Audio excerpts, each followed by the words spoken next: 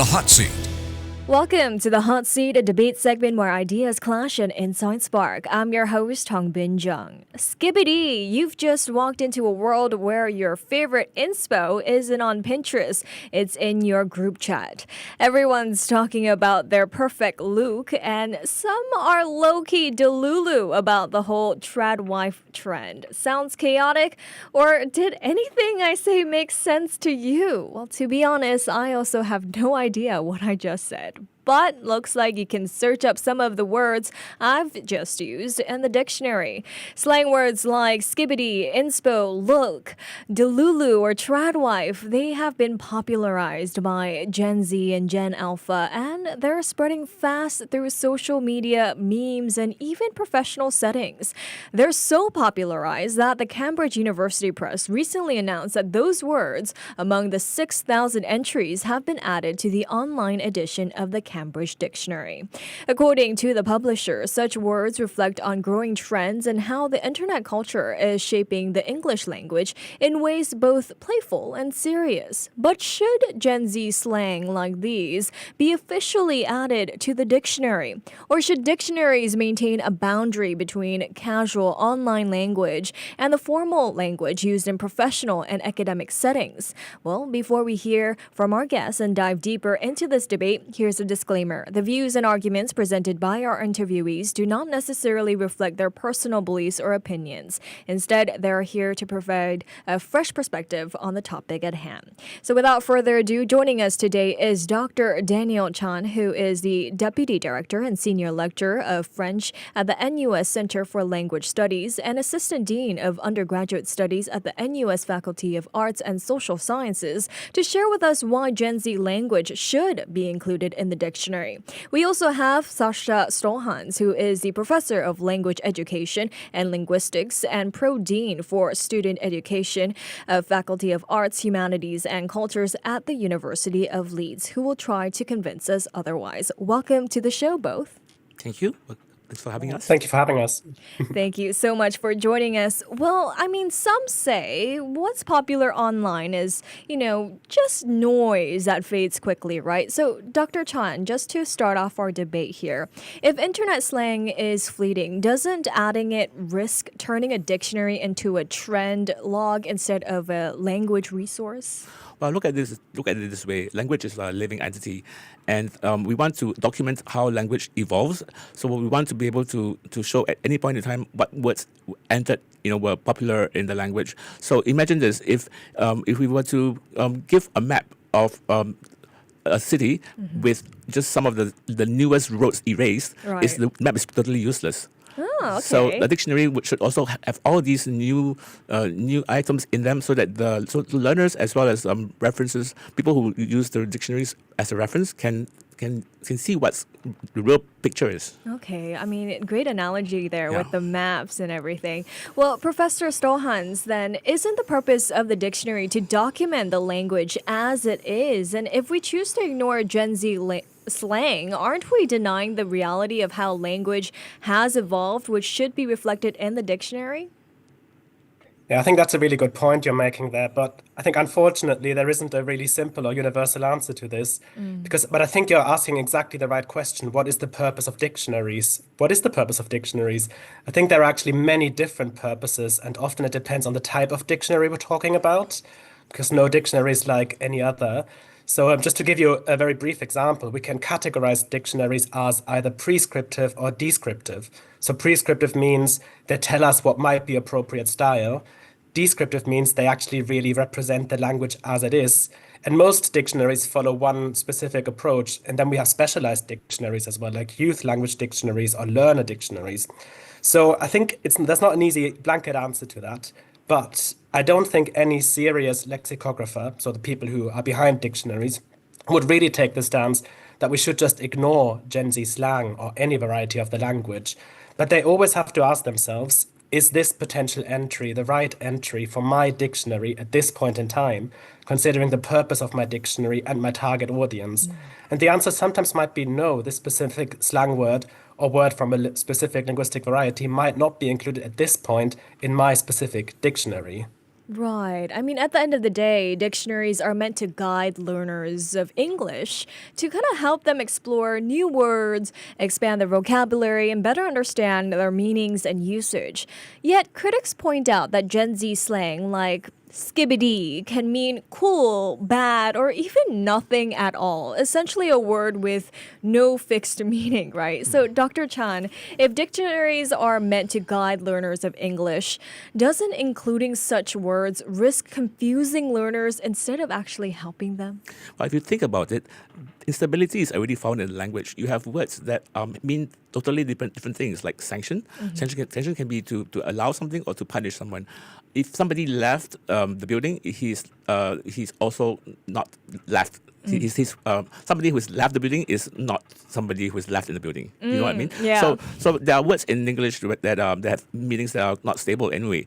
So we what we want to do is to tell learners that these meanings exist and these meanings correspond to the different contexts of usage. Yeah. Okay. Well, then, Professor Stollhans, but if this slang is already widely understood and even used by public figures, doesn't leaving them out of the dictionary also kind of ignore the reality of how people are speaking today? Yeah, I suppose I would have a counter question there. If this is the case that a word is already widely understood and even used by public figures, to what extent is it still slang? What even is slang? So where does it start and where does it end? So I would probably argue that if a term is widely understood and even used by public figures, this is probably very good evidence that it has found its way into general language use. And that would be an argument for lexicographers to include it in even a general language dictionary. But if that's not the case yet, then the case might be a bit less clear, at least for a general language dictionary or for a learner's dictionary. And we do have more specialized dictionaries, like the famous Urban Dictionary, which is an online dictionary that specializes in slang.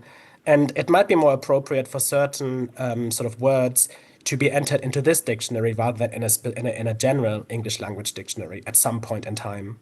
Right. I mean, the Cambridge University Press, which publishes the dictionary, says it only adds words that have been deemed by linguists to show staying power.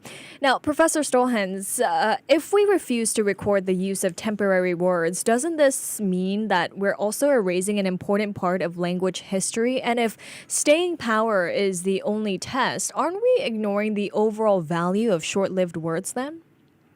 Yeah. Well, first of all, you're absolutely right that it's really important to record and document language change and different developments in any given language.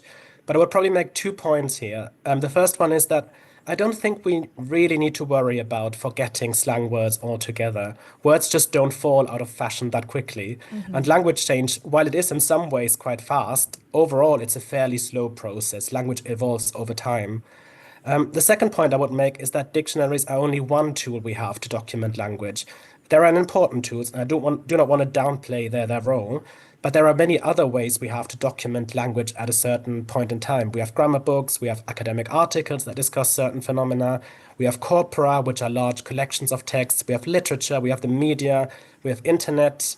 So I think dictionaries play a certain role, but they are not the be-all and end-all in documenting and recording language. Right. Well, on the other hand, here, Dr. Chan, if we were to add every trendy word, doesn't this risk cluttering the dictionary with terms that disappear in months? I mean, doesn't that undermine the dictionary's credibility then? Of course, there has to be some kind of criteria before a word gets entered. It has to have been around for a while, has been used in several domains. Also, dictionary is meant to be like a teacher for a student, for a learner of the language. So if you think that the word is meant to be informal, it should be labeled as such so that learners can identify and know that these words are not meant to be used in the formal interviews, for example. Yeah, so that's basically my thought about this. Okay, well, speaking of which, I mean, Gen Z slang has reached professional and political settings as well. In fact, the Australian Prime Minister used the word delulu, derived from the word delusional, in his parliamentary speech. So, Professor Stollhans, I mean, if such slangs are being used in professional and political settings, doesn't this justify its inclusion in the dictionary as a reflection of how the language is being used now? I think this is just a fascinating example. The Australian Prime Minister used the word delulu with reference to his opposition, and he certainly did that for effect. So when politicians do that, it's usually a deliberate choice to appear a certain way. Sometimes they might just want to appeal to a younger audience. In this case, I think, though, the Australian Prime Minister probably just wanted to really intensify his mockery of the opposition by using this word that you wouldn't usually expect to be used in a political context, and the word that has certain connotations. Now, for us linguists, this is really fascinating. I'm not sure it's an argument to say that this word is now used generally by the general public or used in a professional or political setting. But I do agree that once a word reaches this point, it would probably be hard for lexicographers to make an argument against including it. And by the way, interesting point about the Cambridge Dictionary, which is a learner's dictionary. So actually, the lexicographers here really thought this might be quite an important word for learners of English to be able to understand, especially if the Australian Prime Minister uses it.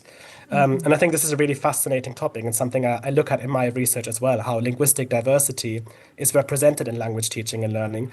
But it's these sort of decisions, and the point I'm trying to make is they're not always easy, and you really have to sort of like weigh up the arguments and because you have restrictions within dictionaries. Very interesting. I mean, Dr. Chan, even if such slang appears in professional context, though, doesn't their casual or informal nature raise concerns about whether they should be formally documented? I mean, shouldn't there be a distinction between language used casually online and the standards expected in professional settings? And this brings me back to the point about labeling entries in the dictionary. We have to label dictionary entries as whether they are formally used, informally used in certain kind of context, whether they are slang locally found, like maybe in Singaporean English or other contexts. So labels are everything. They enable learners to learners are not stupid. They are able to identify which entries to use in what context.